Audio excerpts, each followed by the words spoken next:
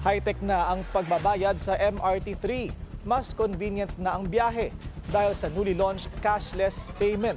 Yan ang agenda report ni Just Ignacio ng Abante Radyo. Less hassle na ang pagbiyahe sa MRT3. Today, we're launching a pilot of our automated fare collection system together with our partners from the private sector.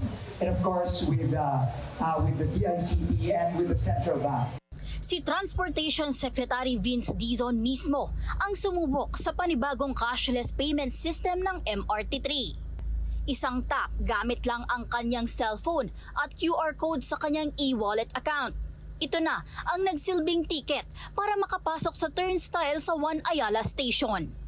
Napakalaking bagay na makakatulong ito sa mga commuter. Ang automated fare collection system na pilot natin ngayon, isang carousel muna sa MRT3 line. Sa lahat ng stations, lahat ng stations meron ng ganito.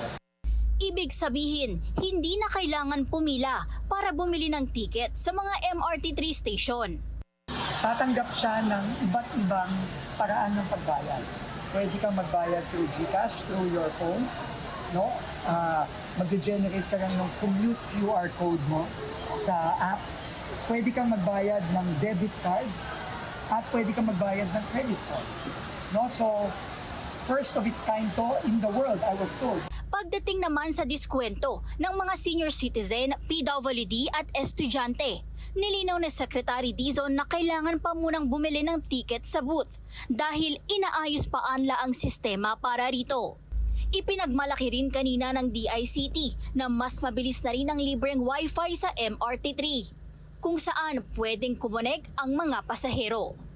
Plano ng DOTR na ipatupad ang cashless payment option sa LRT1 at LRT2 sa mga susunod na buwan para sa hassle-free at mas komportable na biyahe ng mga pasahero. Para sa agenda, Just Ignacio, Abante Radio.